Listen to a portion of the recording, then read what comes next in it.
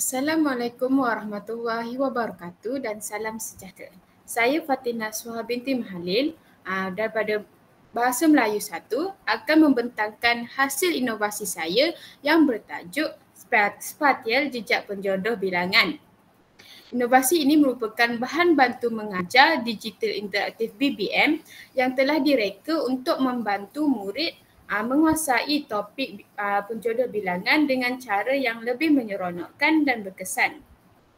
Inovasi ini menggunakan platform spatial.io iaitu sebuah ruang pembelajaran maya yang berbentuk 3D yang membolehkan guru dan murid berinteraksi secara realistik dalam dunia digital. Melalui inovasi ini, saya telah menggabungkan nota visual, aktiviti gamifikasi dan pembelajaran kolaboratif maya bagi mewujudkan suasana PDPC yang lebih aktif dan menarik. Baiklah, seterusnya.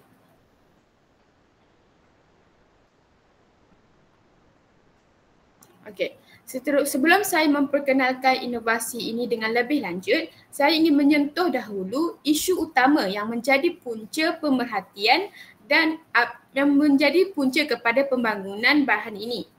Berdasarkan pemerhatian dan maklum balas daripada pensyarah, daripada guru-guru, didapati bahawa murid kerap melakukan kesilapan dalam penggunaan penjodoh bilangan.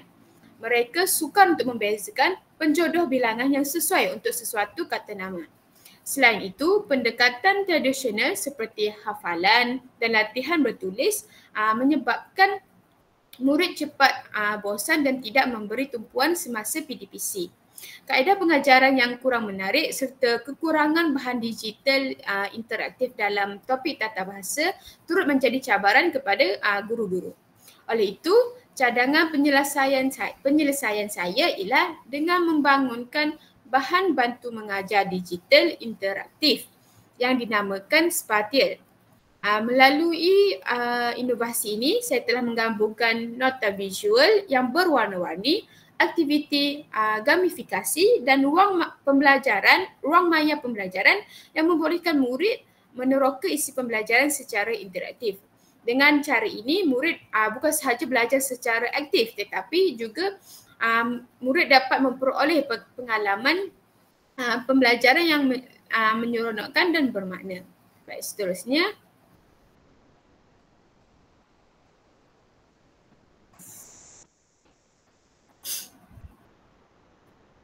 Baiklah, seterusnya ialah langkah-langkah penyelesaian yang telah saya telah saya jalankan.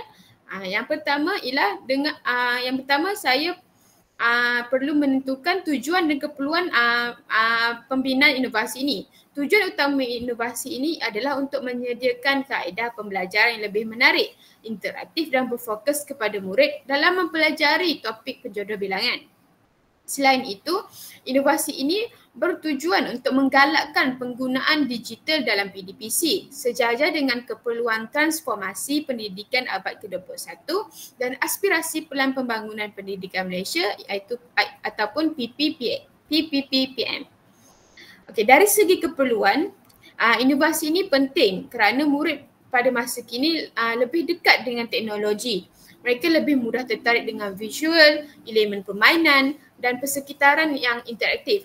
Oleh itu, penggunaan ruang maya seperti Spatial ini dapat menjadikan PDPC lebih menarik sekaligus membantu murid membina pemahaman yang lebih mendalam melalui pembelajaran berasaskan pengalaman ataupun experiential learning. Baiklah, di sini saya sertakan gambar awal yang terdapat dalam Spatial yang telah saya bina. Seterusnya. Okay, langkah yang kedua ialah dengan menetapkan skop ataupun had dan batasan. Dalam merealisasikan inovasi ini, saya telah memilih topik penjodoh bilangan bagi tahun 3 sekolah rendah di bawah tema Tata Bahasa Bahasa Melayu. Platform utama yang digunakan ialah spatial.io manakala komponen inovasi yang terdiri daripada 3 bahagian iaitu nota visual interaktif, aktiviti gamifikasi yang berbentuk kuis dan ruang pembelajaran maya yang menyerupai bilik darjah sebenar. Selain itu, pembahagian tugas kumpulan juga turut dijalankan bagi memastikan proses pembinaan ini berjalan dengan lancar. Terdapat 3 ahli yang terlibat dalam pembinaan inovasi ini. Yang ahli pertama yang bertanggungjawab untuk menyediakan aktiviti pengenalan dan eksplorasi, di mana ahli kedua menghasilkan latihan interaktif, manakala saya sebagai ahli ketiga bertanggungjawab menyediakan ruang refleksi dan penilaian bagi menilai kefahaman murid selepas sesi pembelajaran secara maya ini. Dengan gabungan peranan ini, inovasi Spatil ini mungkin dapat berjaya diwujudkan sebagai ruang PDPC yang lengkap yang merangkumi aspek pengenalan, latihan dan refleksi. Saya turutkan saya telah menyertakan DSKP tahun 3 di mana standard kandungannya ialah boleh zoom sikit tak?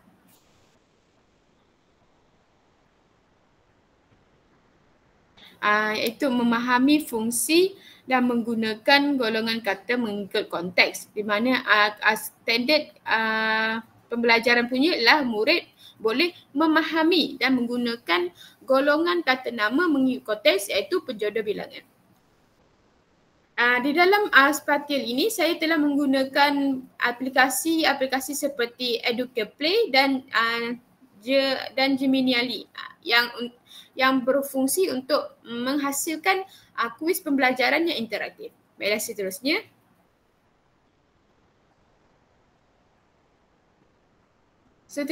Langkah yang ketiga ialah penyediaan draft, di mana kami akan membentuk konsep ruang pembelajaran. Dalam fasa ini saya dan rakan-rakan telah menetapkan susun atau zon utama, iaitu terdapat kawasan nota, kawasan kuis dan kawasan refleksi.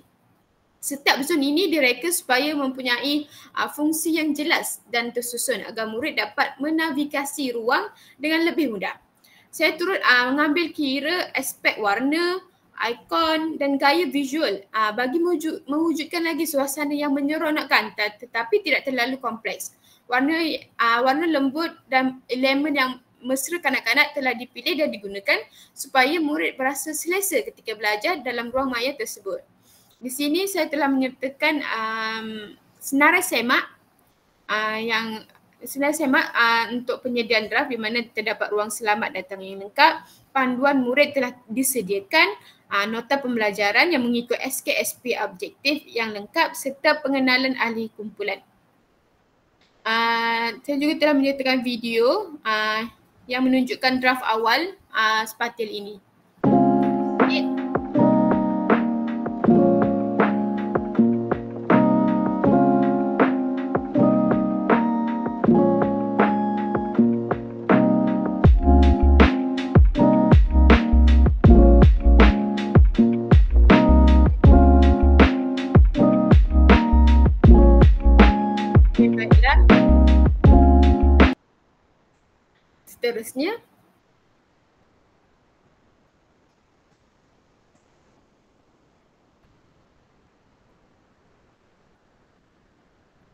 Seterusnya, iaitu langkah yang keenam ialah langkah kedua dalam penyediaan draft ialah melibatkan pembangunan bahan kandungan, di mana kami telah menyediakan nota visual interaktif yang menggunakan Canva dengan fokus kepada reka bentuk yang ringkas, padat dan disertakan dengan contoh-contoh ayat. Bagi aktiviti pengukuhan pula, kami telah membina kuis gamifikasi menggunakan Genially dan Educaplay. Kuis ini kuis ini berbentuk pelbagai seperti padanan gambar dengan penjodoh bilangan, pilihan jawab betul dan teka kata. Aktiviti gamifikasi ini juga bukan sekadar menyeronokkan tetapi juga membantu murid mengingat dengan lebih lama melalui elemen immediate feedback yang disediakan oleh aplikasi yang telah kami gunakan. Seterusnya. Belum. Seterusnya.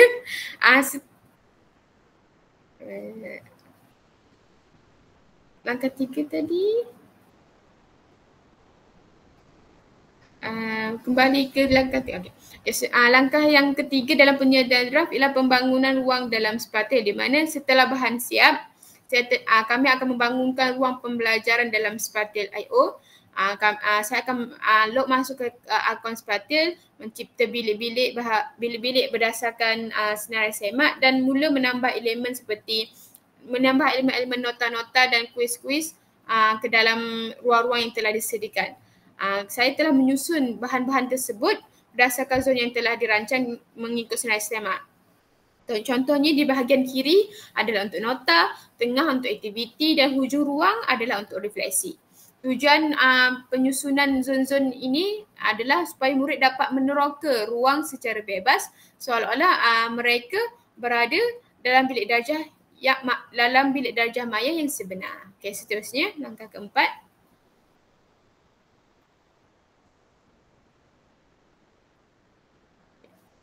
Langkah keempat dalam penyediaan draft ialah selepas pembangunan selesai, semua ahli kumpulan iaitu kami akan menjalankan ujian dalaman bagi memastikan setiap pautan, teks dan susunan atur itu berfungsi dengan baik. Kami turut mendapatkan maklum balas daripada guru, pembimbing dan rakan-rakan untuk menilai aspek interaktiviti dan reka bentuk ruang. Dan berdasarkan maklum balas tersebut, kami telah melakukan penambahbaikan draft, termasuk menukar warna yang terlalu terang, membesarkan saiz teks agar lebih mudah dibaca dan menambah animasi bagi menarik perhatian murid. Proses ini memastikan inovasi sepatil ini benar-benar bersedia untuk digunakan dalam PDBC sebenar. Seterusnya.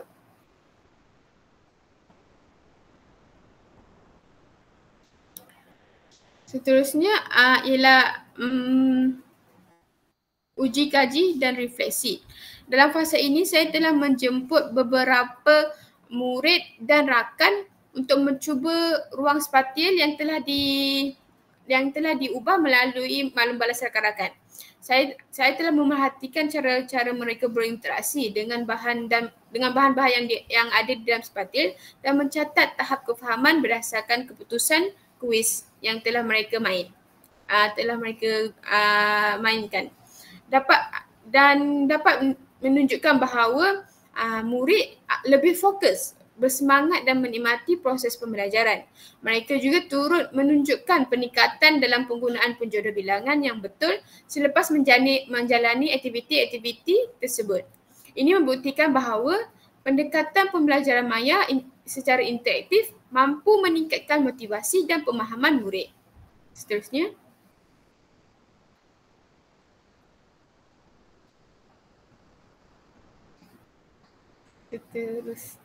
Okey, ini adalah antara contoh borang maklum balas daripada murid.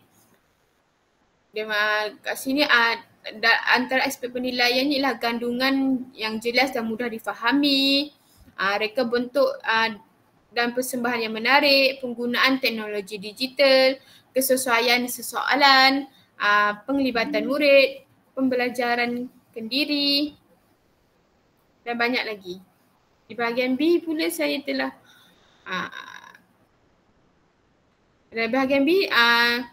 kami telah bertanyakan tentang minat mereka terhadap tata bahasa iaitu yang berfokuskan penjodoh bilangan dan tahap peningkatan kefahaman mereka dan kemahiran mereka dalam menjawab soalan serta tahap pembelajaran ini adakah lebih menyeronokkan ataupun tidak. Serta kami juga meminta cadangan penambahbaikan daripada murid-murid. Seterusnya.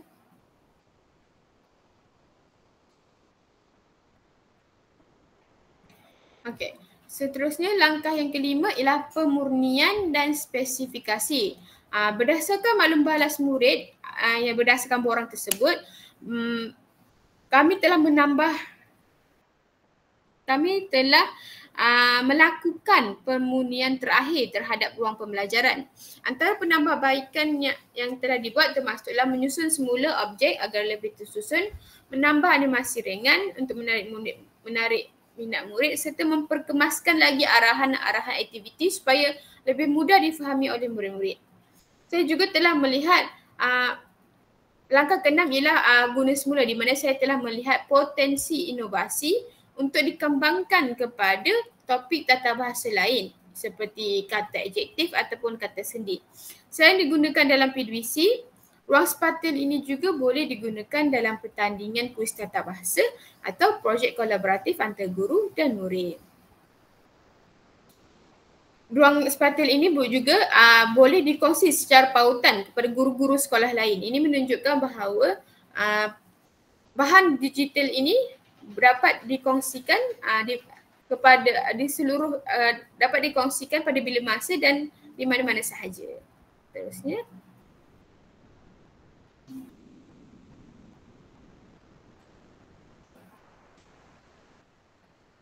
Okey, ini adalah gambaran selepas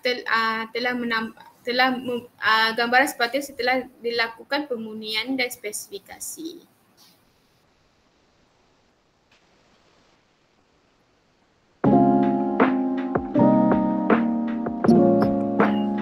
Selamat datang ke pembelajaran Maya. Sini guys. Okay, ini ahli kumpulan.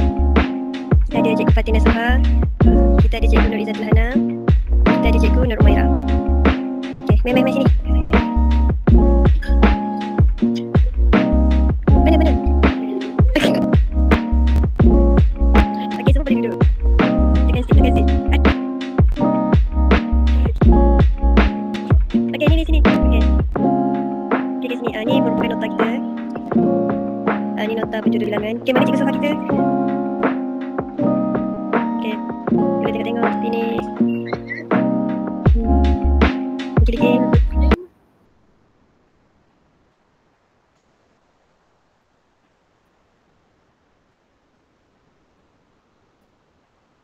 Baiklah, seterusnya lah peranan saya dalam pembinaan sepatil ini. Yang pertama, dalam projek ini saya telah berperanan dalam membangunkan ruang latihan pengukuhan, iaitu satu kawasan yang khusus dalam sepatil untuk murid berlatih dan menguji kefahaman. Tanggungjawab saya ini meliputi menyediakan nota ringkas dan panduan untuk murid menjawab dan panduan untuk murid sebelum menjawab kuis, dan seterusnya meletakkan papan nota interaktif yang mengandungi ringkasan penjodoh bilangan utama, dan saya juga telah bertanggungjawab untuk menguji fungsi setiap pautan kuis bagi memastikan ia berjalan dengan lancar, dan saya telah melakukan penambahbaikan kandungan berdasarkan maklum balas guru dan murid-murid yang telah mencuba sepatil ini. Peranan-peranan ini, tindakan-tindakan yang telah saya lakukan ini adalah penting bagi memastikan ruang yang dibina bukan sekadar menarik secara visual tetapi juga efektif dari segi pedagogi. Seterusnya.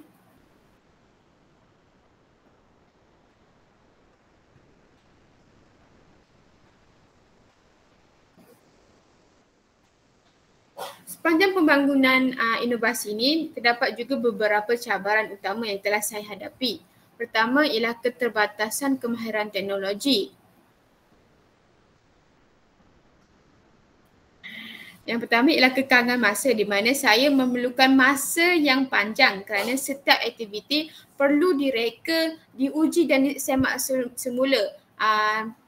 Dan tindakan-tindakan ini mengambil masa yang panjang sehingga menyebabkan kekangan masa telah berlaku. Seterusnya ialah keterbatasan kemahiran teknologi kerana sepatil merupakan platform yang agak baharu dan saya memerlukan masa untuk memahami setiap fungsi-fungsi asas di dalam sepatil. Seterusnya ialah isu keserasian platform luar, di mana terdapat sesetengah pautan kuis tidak dapat dipaparkan dengan sempurna dalam sepatil. Seterusnya terdapat juga isu aspek kebentuk dan keselesaan pengguna, di mana kerana saya perlu menyesuaikan antara ruang pergerakan avatar dengan kedudukan nota dan aktiviti supaya tidak terlalu berserabut. Sekali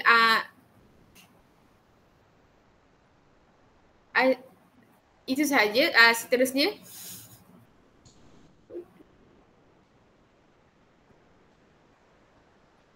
Okay, seterusnya ialah refleksi dan penambahbaikan. Secara keseluruhannya, projek ini telah memberikan banyak pengalaman yang bermakna kepada saya sebagai seorang bakal guru. Saya dapat memahami bahawa pembelajaran digital bukan sekadar menukar bahan fizikal ke dalam bentuk dalam talian, tetapi perlu dirancang dari segi interaksi, pengalaman pengguna dan kesesuaian tahap murid. Selain itu, murid juga telah menunjukkan minat yang tinggi, malah lebih cepat memahami penjodoh bilangan selepas menggunakan inovasi ini. Oleh itu, bagi memastikan Spatil ini lebih efektif dan berkesan, antara cadangan penambahbaikan ialah saya bercadang untuk menambah elemen suara dan animasi bergerak untuk menjadikan pembelajaran ini lebih hidup, serta saya bercadang untuk menyediakan panduan navigasi ringkas bagi murid yang baru sahaja menggunakan Spatil ataupun tidak tahu apa itu Spatil dan tidak pernah menggunakan Spatil. Seterusnya,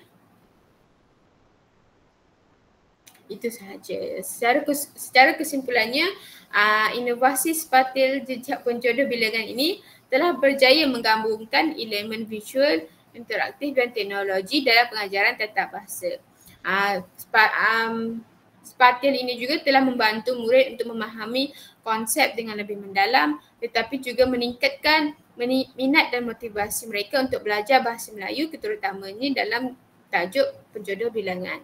Saya percaya bahawa inovasi seperti ini dapat menyokong aspirasi guru abad ke-21, iaitu melahirkan murid yang aktif, kreatif dan cilik digital. Sekian pembentangan daripada saya.